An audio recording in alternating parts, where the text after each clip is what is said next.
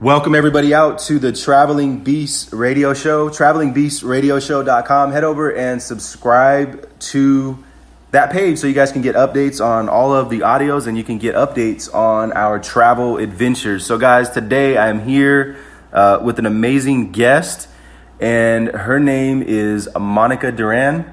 She is somebody that's been able to absolutely crush it in her realm of marketing. And the one thing I'm finding out nowadays in the marketing realm, whether it's social media marketing, digital marketing, network marketing, affiliate marketing, there's a lot of different forms of marketing. And for me, about 4 months ago or so, I was introduced and actually started learning about something called shopper marketing. So think about it like this. You walk into a store and there's ice cream, and then there's spoons there, right? So you think about placement, advertising, you think about brands being connected to the retail. And again, don't let me tell it. I'm going to obviously let her get into what shopper marketing is. But without further ado, again, head over to travelingbeastradioshow.com, subscribe, download the Traveling Beast app so you can tune in.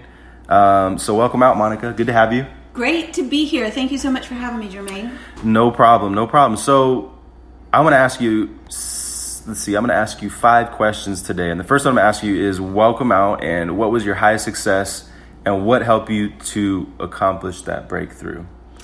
My highest success last year was a moment when I told myself that I was probably not going to be a successful entrepreneur and a successful freelance consultant, right? Okay. And I sat down and was talking to my accountant and told her I'm going to have to go back to a 9-to-5 job because this isn't working out. And she said, well, how much have you invoiced? And I was like, I don't think I've invoiced 20 grand. Right. And when I said that number in my head, I automatically saw like five invoices that I had done. And randomly it was like, let me do quick math. It's more than that. Right. And then I just told her, you know what, wait a minute.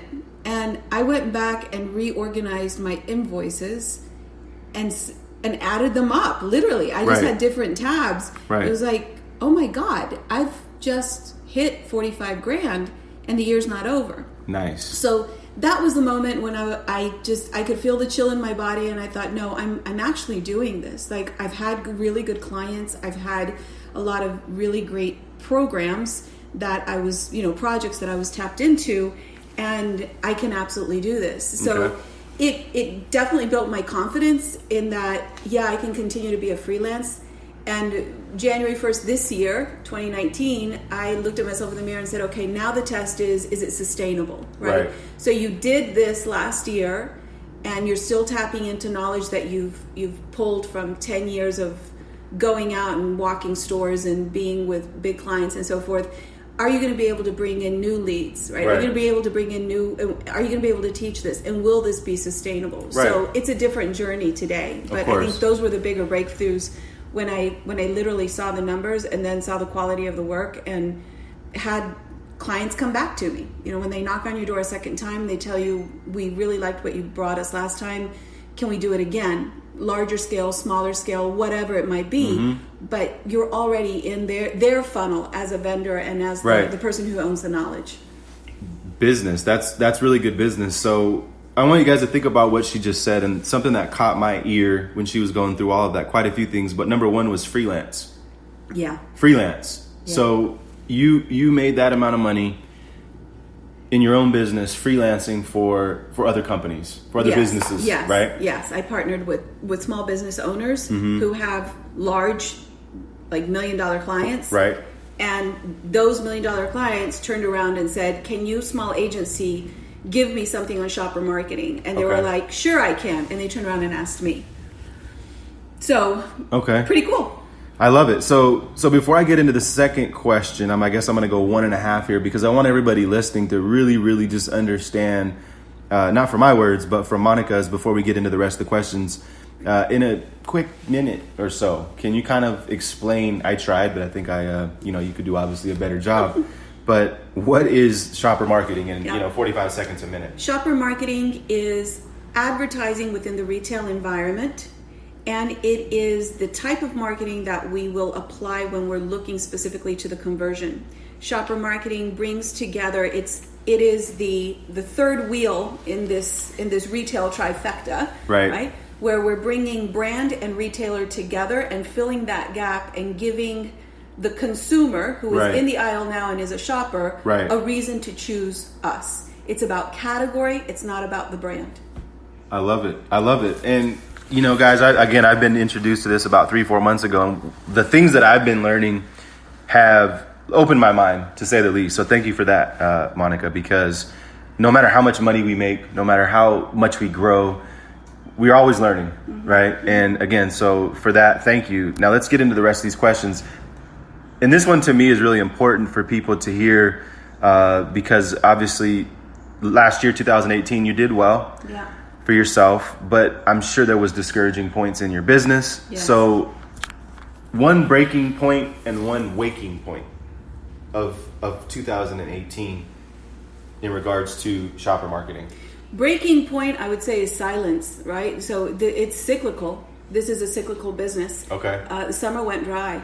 And they were very quiet months, and a couple of other freelance entrepreneurs had told me, you know, it's going to be a downtime, so take advantage of it. It gave me the opportunity to open myself up to an evolution of shopper marketing within my skills, which is e-commerce. Right. And that was the time that I took to really learn e-commerce and keep going. That was the breaking point. Okay. And then the other part was the waking point. The waking point. It was also a real wake-up call. Okay. The fact that I could do brick and mortar shopper marketing, but there is this whole other world that's e-commerce. Right. That is also an extension of shopper marketing. Right. And I tried to apply my shopper marketing skills, what I knew, into e-commerce, and it didn't work. Okay. So it was really that up and down, and it's just like, I need a mentor. I need somebody to help me understand the e-commerce part of it, because I have the human psychology down. I just don't know how to connect these two things. And it's part of the frustration that a lot of the larger companies have too, because they just think we're going to take all of our marketing know-how, our MBA skills, our marketing gurus, and we're going to do e-commerce. Turns out e-commerce is like this whole expertise niche. You need to be partnering with people who are thinking in a different way. Yep. It doesn't mean your skills won't work there. Right. But you're going to have greater success when you partner with somebody who's already doing e-commerce. I agree 1,000,000%. And I'm glad that you had that waking point, because I know for me, back in about 2012, I realized that, you know what, I learned a lot on my own, but I need a mentor. Yeah. You know, we can't do everything on our own. So great stuff. Monica, let's move into question number 3. Are there any opportunities for people to work with you direct outside of MLM? I know you've got Retail Trifecta coming up. Yes, absolutely. Okay. Yeah, thank you for that. So working with me within Retail Trifecta, absolutely. I continue with my shopper marketing expertise and the e-commerce part of it. I'm at a point where now I know what I don't know, and I understand how to connect the dots. Yep. So sometimes I've said I know enough to be dangerous, but I also know enough that I can start teaching, right? Of course. And that is another passion point that I have within shopper marketing. It's not just about bringing to light this area, this expertise, but it's really about extending it out to people who need to understand retail. And why do we need to understand retail? Because we're always selling, right? And selling doesn't mean you're going to a physical store. Selling is what we're doing right now. We're having a conversation, we're sharing our knowledge, right? And when we do that, you really need to learn how to tailor, I would say, that conversation in a way where there will be conversion. So as I see greater conversion, yes, there are opportunities not only to partner with me within Retail Trifecta to help grow that piece of business, but also if you just want to learn about it, then become, part of that tribe and continue on the learning journey. I love it. I'm getting excited because, again, I don't think we've mentioned this, but shopper marketing is only X years old. Was it 12? 12, about 12 years old. 12 years old. As a practice formally, it's about 12 years old. Yeah. It's a very young practice, a very young way of... So traditionally, shopper marketing was trade promotions. Right. It was a coupon. Mm-hmm. Everyone was like, oh, that's, we'll take that with trade promotions. And by the way, that's a whole separate budget. Right. So trade promotions is a budget, brand is a budget. Right. Shopper marketing today as a practice within a large company Right. has its own budget. Okay. And it fills that gap. So it's no longer about, let me give you a coupon on discount and you're going to come and buy me. Right. It's more of, let me give you a reason why you should buy and continue to buy me.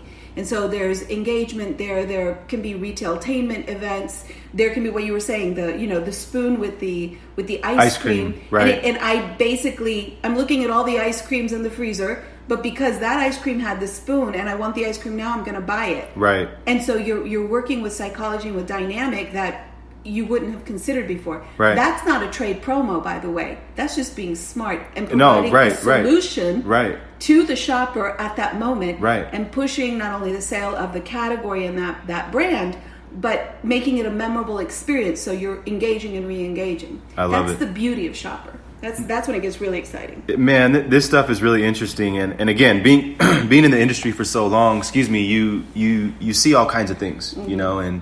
and traditional is network marketing, and then affiliate marketing, and digital, social media, and the fact is to be reintroduced, but introduced to something that I didn't know about is really amazing. There's an opportunity, obviously, for people to work with you, to learn from you, but also to work with you to grow inside of this opportunity, right? Yeah, absolutely. And a lot of times, I can tell you when Instagram first came out, I was all over it, right? I mean, it was like I was posting and it just came out. And I mean, the traffic was amazing. Now, I left that at the wayside, and I didn't follow through. Now look at Instagram.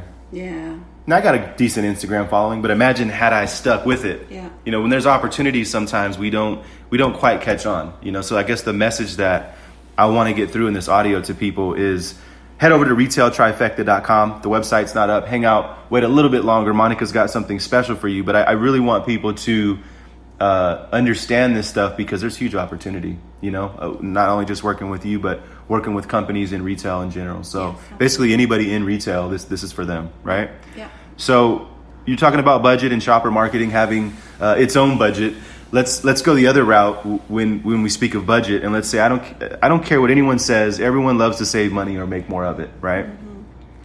But for those still in grind mode, what is one thing you've done to save money that is pretty beastly during your quote come up?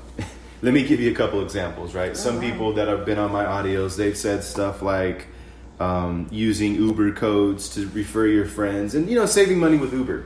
And again, I think a lot of times we get to a point in our business and we don't realize that, just because we can do certain things, now, right? We have the cash flow. It doesn't mean that the next person does. So if you could give them a tip on, budgeting or saving money or anything. Within shopper marketing? No, outside of shopper marketing. This is kind of this is for the traveling beast when, people travel. Obviously, you spend a lot of money. So we've tend to give a lot of tips on these audios. And it could be inside, outside of shopper marketing. Well, I mean, being in marketing, right. There's always an offer. Right. There's always a hookup. So I tend to travel standby. Okay. It's grueling because you're never confirmed until the last minute. And right. if you get a seat, you can be pulled off the plane because a revenue passenger has shown up. Right. I think one of the last times I was out here in Vegas with you, I ended up sleeping in the airport. It took me almost 24 hours to get out of Las Vegas. It's a 5-hour flight to Miami. It took me 36 hours to get there, and I had to go through Chicago. Right? And to get from Miami to Las Vegas, I spent a couple hours in Dallas. So it's not, you need to have time and you need to have patience. Right. But if you want to get around and you're committed to making it to the event, you're committed to making it to the one-on-one, you're committed to your business, and you have that end goal in mind, you're going to do what you need to do. Exactly. The last time I landed in Vegas, I didn't even have a place to stay. Right. I was at the airport and went to, Hotels Tonight? Right. Downloaded the app and found a hotel. This time it was like, all right, I hope I make it. I was the last person on the plane, right? And I flew standby both times. but I made it out. Yep. Now, when you fly standby, you pay taxes. You Right. don't pay for that full fare. Right. Again, it's high risk. You talk about beastly mode. It's high risk. Right. And you got to have snacks in your bag, and try not to spend a bunch on food and stuff, because all you're doing is hanging out around the airport, Right. going from one gate to the next, asking if there's an extra seat. So it's really high risk. But you can make it work. Oh, obviously. And I love that, because obviously, number one, you have the time, right? Number Yeah. two, they have internet in the airport, And you're still working. and you're still working. Yeah. So, I can tell you, I was stuck in, was it Dallas or Austin? We were at an event. I was stuck in an airport for 17 hours. Mm-hmm. And it was horrible. So I can imagine 36. But like you said, when you're committed to making things work, I mean, we're talking about Cater earlier, sold his car back in January 2013 to make it work. Yeah. I remember in Denver, Yeah. Cater slept on the floor in our hotel room. Look at him now. So anyway, I really appreciate you sharing that, because a lot of times in video and audio and online, it's all about glitz and glamour and cars and lifestyle. No. But guess what? There's grit and grind. There's grind. Yep. There's a lot of grind. I mean, I know that there is a sofa at gate D10 at the Las Vegas airport. So if you're ever stuck at the Las Vegas airport and you're flying American Airlines, get to D10 very fast, because those sofas fill up. And you can sleep there. I love it. There I were love like it. 4 of us camping out there for the night. And again, it didn't even make sense to get a hotel, because you're literally waiting 4 hours for the next flight. Right. So why go to a hotel? You're gonna spend $100, and I mean, it's just ridiculous. Just sleep there. Get some sleep. Make sure you've got your jacket or a little blanket or something. You learn to travel that way. Yep. Like all the what ifs, everything small, you pack that way, and you just run with it. So you gotta have an adventuresome spirit for sure. No, I love it. And these are the kind of interviews I love. Last question for you Yes. is, what would you say to all of our listeners that want to know more about you? Facebook, website. This is your time to get To people sell me? Yep. So my fan page is Thrive with Monica Online. Okay. My niche, I have several niches, but I'm really passionate about helping people get past the misery of their current life, because I've been there, right? And I was in the corporate world. I was in a cubicle. I had a team. I had what we're supposed to say is, a very comfortable life. But I was waking up and I was just absolutely miserable about the commute, the toxic environment at work, and the lack of motivation for people to come around and do stuff that I thought was fun. Right. And getting those people on board. So I understand those pain points deeply. I also understand what it's like to be an empty nester, and have a whole lot of time on your hands, have a whole lot of knowledge in your brain, and seeing people who don't want to hear you anymore because you're not that young, right? Right. You're not that you're not a millennial, you're not a Gen Zer, you're not that young, but you still have a lot to offer to the world. And so to monetize that, to get over that hump and to really move on, that's where my passion point is. And I think that you don't have to be older and empty nester, by the way, because there are people in their 20s and their 30s that are going, this isn't for me, now what do I do? Exactly. And there is another world out there. So that's where Thrive with Monica Online comes about. A lot of people have asked me why online. It's because I was already thriving in the world. Right. I was really happy. Where I needed to thrive was online. And Right. I think that that's where the opportunity is for so many. You can have an Instagram. You can have your Twitter account or whatever, but are you really thriving with that? Do you know what your message is? Do you know who you are? And so that's the entrepreneurial journey that I am on. With Thrive with Monica Online, you land in that group, and it's this is where your entrepreneurial journey begins. When you come into the group, the private group, it's where the conversation continues. And then now with Retail Trifecta, it's the evolution of where the conversation continues, because we're going to talk about shopper marketing there. Right. So if you just want to talk about entrepreneurship, if you just want to talk about, how do I brand myself, or how do I start a Facebook page, or why do I need a fan page? Some of those basic foundational skill sets Right. can absolutely help you with that. I love and it. if you want to talk about shopper marketing, well, we could go on forever. So that's a whole other story. I love it. And you know what? Thrive with Monica Online, right? Yes. Join that group.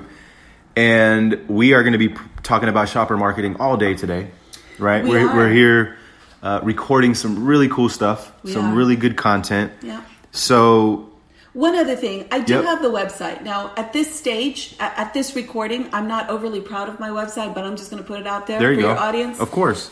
It's, because we're looking for good enough. Yep. And when this webpage was put together, I was just like, just get it out there. I just need to be there. It's the best way. I'll make it better later, but Yep. I guess the disclaimer is I feel like it's kind of ugly. But if you want to learn Looks more good to about me. me, you go to thrivewithmonica.com. Forget the online because you're already online. It's just thrivewithmonica.com. And you can see my whole story there. There are pictures of, I don't know, myself. I think the kids are on there. Okay. And there's some blogs and information. You can get my ebook there. So it's good, just a little home. Let's call love it it. a small apartment till I get my big house. There you go. And I love it. I'll tell you one thing I love about Monica, guys, is she's just so real. Nowadays, there's a hard look, a hard find out there, you'll say, for real, raw, transparent marketers. People that are genuinely, wholeheartedly looking to help you. And guys, again, she's got the results. If you're looking to scale up in your business, hit up Monica. If you're looking to get started with shopper marketing, head over to retailtrifecta.com, thrivewithmonica.com. And it was great having you. Thank you, Jermaine. Of course. Thank you for having me. And We'll thank have you you to again. your audience. Of course. Yeah, thank you guys for listening in. We will, I'm sure, be doing this again in Dominican Republic in about 3 weeks. Cool. Yep. Can't wait. All right. Peace out, everybody. Bye.